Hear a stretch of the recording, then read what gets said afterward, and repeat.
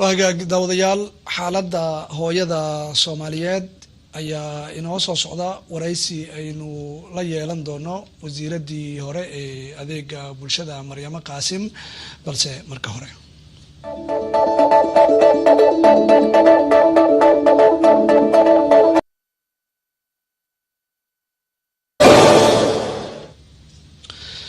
meelo badan oo dunida kamida waxaa maanta looga dabaaldegayaa maalinta hooyada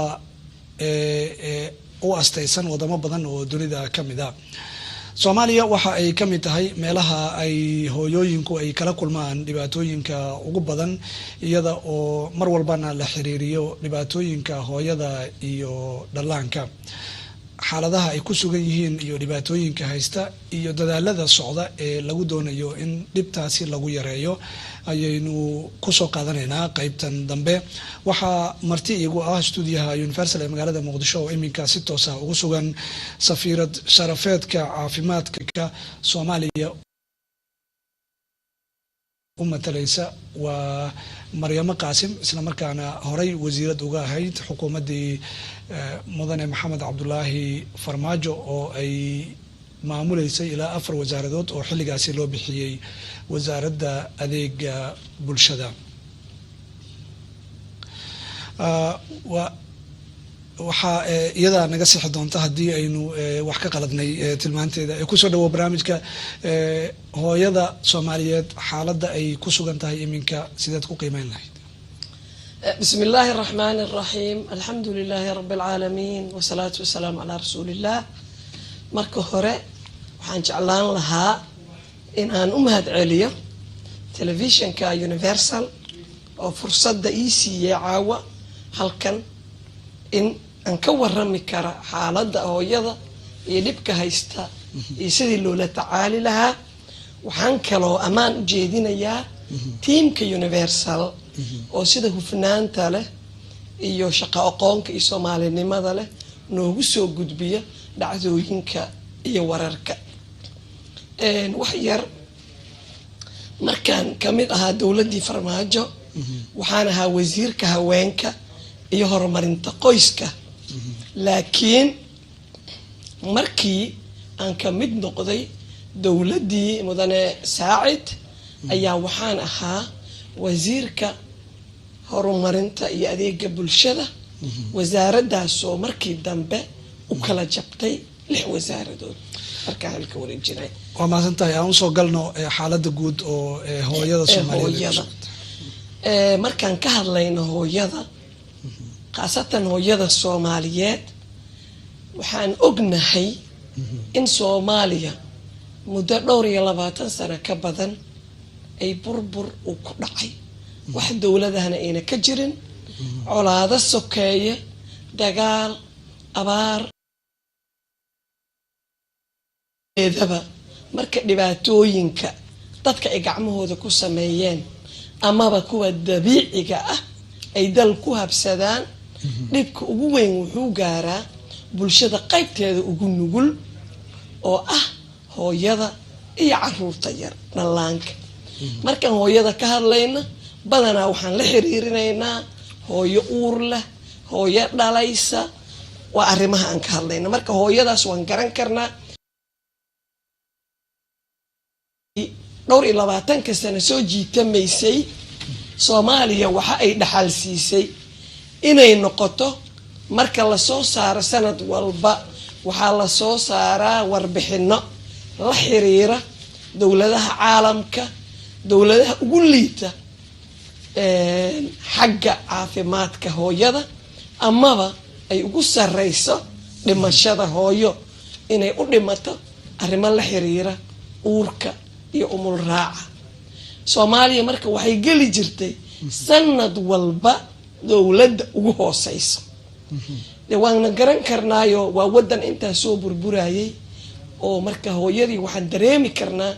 dhibaatada ku habsatay aniga oo ku nool dalka UK oo aanan wali wasiirka caafimaadka noqonin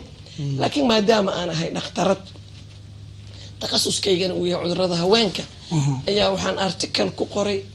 journalka loo yaqaan The Guardian marka oo aan kaga hadlayo hooyada dhibka Soomaaliyeed waxa dilay inayna xabad ahayn bal inay tahay arrimo uurka la xiriir way isku go'day way umul raacday ilmihii waa meeyday waa kelmadaha aadka loo maqlo marka waa dareemi kartaa wadciga caafimaad iyo xaaladda hooyada Soomaaliyeed ay ku sugan tahay waxaa la isweydiin karaa dhibaatooyinkan cidna kama qarsoona madaxweynuhuna wuxuu ku magacaabay markii ugu horeysay inaad midowga Afrika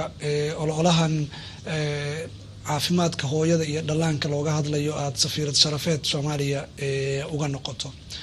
aragtidaada maxaa la qaban karaa si isbedel ugu yimaado xaaladda hooyooyinkan ay u hagaagto bismillah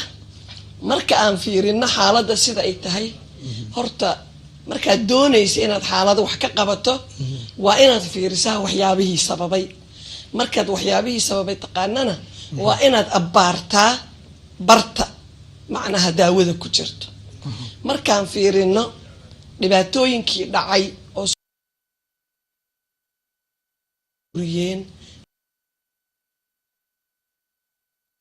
systemka caafimaadka hooyada kaligeed wax meel taagan ma aha hooyada systemkaas ayay ka mid tahay marka waxaan niri dhibkii waa jiraaye bal hadda iyo dan maxaan ka qaban karnaa marka aniga wax ka qabashadii waxaan rabaa inaan laba u kala qaado wax ka qabashada mid waa degdeg oo waxa loogu yeero marka qorshooyinka iyo istaraatiijiyaasha la sameeynayo waxna waa istaraatiijiyad dheer oo aad ugu tala gashay muddo dheer waxna waa wax degdeg ah marka inaan laba u kala qaado mid waa degdeg oo hooyadan dhimanaysa sida ugu degdega badan maxaan u qaban karnaa midna waa istaraatiijiyad dheer oo systemkan burburay sidaan u hagaajin karaa haddii aan dhiso system caafimaad oo fiican hooyo uma dhimanaysa dhiigbax iyo umul raactoona marka labadii waa isbarbar socdaan haddaan soo qaata midka degdega ah inaan wax uga qabanno marka la fiiriyo hooyo maxay u dhimataa sababaha marka la qoro waxyaabaha la tijaabiyey ilaa hadda annaga dadkeena oo cilmi baarista ka shaqeeya markaan wax ka hadlayno waxaan dhahnaa waxa waa inay ku salaysnaataa xaqiiqa cilmi baaris la sameeyey ama evidence based inay ahaato marka cilmi baaristii la sameeyey wax xaqiiqa ku salaysan waxyaabaha la hayo waxaa ka mid ah marka la helo xirfadla caafimaad gabar tababaran oo umulisa ah waxaa loogu yeero afka qalaad skilled birth attendant oo loola jeedo umuliso la tababaray waxaa la arkay inay aad isbedel la taaban kara ku keenayso dhimista in la dhimo hooyada inay u dhimato arrimo wax laga qaban karo marka taasoo kale waa qodob aan abbaarayno oo xoogga aan saarayno sidii aan ku tababari lahayn ama aan ku heli lahayn umulisayaal ka howlgala Soomaaliya oo idil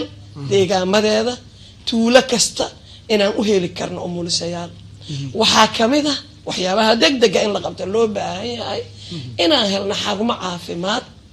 xaruntaasoo umulisadii ay ka howlgalayso oo markay hooyadii imaato xarunta ma aha inay fooshi iyo dhalisti kaliya u imaanayso waa muddadii uurka ay lahayd ayaa lala soconayaa xaaladeeda caafimaad oo la arkayaa hadday khatari jirtana isbitaal loo gudbiyo wax ka qabashada arrimahan haddii wasaaradda caafimaadka iyo dowladda gabi ahaanba ay ahaan lahayd miisaaniyadda iyo awoodda dowladda waxaa muuqata inaysan ku filnayn sidee dowladda iyo NGO-yada hawshan ka shaqeeya oo aad u fara badan iyo ururada gaarka ah iyo kuwa bulshada oo iyagu dhawaanba bilaabay inay si iskood ah oo gudaha ah ay lacaga u ururiyaan isla markaana ay mashaariic u fuliyaan ay hawshan isaga kaashan karaan bismillah kama waqtiga hadee iima saamaxaynin inaan ka hadlo siyaabaha lagula tacaali kara hadda wax yar waxaan ka taabanay untii degdega ahayd laakiin midda muhiimka ahayd waxaan niri وإن سيستم دسنا سيستم عافيمات وإن دسنا أو سيستم كاس أو مركي لا دسو دعاوة سيستم عافيمات كليسا وباهن إن هبين laga hadlo markaan usda soo laabto su'aashaada ah sidee arintan wax looga qaban karaa hay-adan u qaabilsan arrimaha caafimaadka ee qaramada midoobay ee loo yaqaano World Health Organization oo marka la soo gaabiyo WHO loo yaqaano ayaa sida loo dhisay sistemyada caafimaadka markay ka hadlayeen waxay leeyihiin arinta caafimaadka iyo system caafimaad in la dhiso وقف والب بيزنس كيس معناه وقف والب شقديسة وهي وحنا ربنا إن كسر قال سؤال شادي ويديسة وحيلين وقف والب شقديسة حتى وحيلين هو يدا جوري جوكت أو المها كان ليسن لا تعالى حتى قيب هيلث سيستم ككامل هو مركا فيرينه وحي وأنا جوذا بربرين حقنا ما كلا قرصونة sirno ma kala qarsoono waxaan ognahay dawladda Soomaaliya ee hadda dawlad ugub ah oo curdan ah oo socod barad ah oo talaabada la dhacaysa inay tahay marka waxaan u baahanahay xoogeeni inaan isugu geyno markaan xoog isugu geynayno waxa laga rabaa qof walba kaalin baa kaga aadan waa qof walba shaqadiisa hooyada in la badbaadiyo waa qof walba shaqadiisa wax hal qof kaliya ku eg ma aha haddaan level u soo qaado waxaa badnaa culture-ka ah sanadihii u dambeeyay waxaa lagu tiirsanaa deeq ka imaata dalka dibadiisa badanaa dowladahaas donoriska ah baa Soomaaliya lacag u qoondeeya waxay u soo mariyaan hay-ada caalami ah oo hay-adaha UN-ka ah maadaama Soomaaliya ayna awood lacagta ay ku maareyso ayna jirin oo wadan burbura ay ahayd markaasa NGO-ya ilaa dawlad ma jirin wixii 2012kii kumeel gaar waatii lagu jiray ayagana markaas NGO-ya soo mariyaan markaas NGO-yadaasna wixii ay qaban karaan iyo meeshii ay gaari karaan iyo waxun bay qabanayeen hayaaraata habadnaata laakiin ma ahayn sidii loogu talagalay inayna ahayna waxaan ka fahmaynaa dhimashada hooyada iyo dhallaanka iyo caafimaad xumada iyo tallaal la'aanta heerkii ay gaarsiisneed marka arrintaas yay mas'uuliyad ka saaranta ruux walbay ka saaranta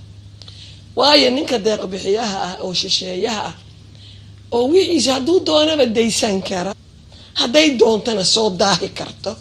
kaliya inaan wax ka sugna ma aha annaga ummadda Soomaaliyeed ummad ahaan inaan arrintan u guntano oo aan u istaagno olaha dhimista dhimashada hooyada oo macna la'aanta u dhimanaysa iyo arrimo aan wax ka qaban karna sideen ugu istaagayna ruux walba inuu mas'uuliyadiisa qaato ilaahay Soomaaliya dad badan oo wax haysta way jiraan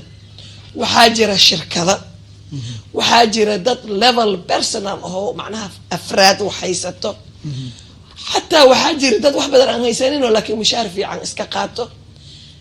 haddii ruux walba mas'uuliyadiisa qaato shirkadaheena anigu maalintii aan xuseynay maalinta caalamiga ee umulisada oo gabdhihii dufcadda soo qalin jabiyay waxaan baaq u diray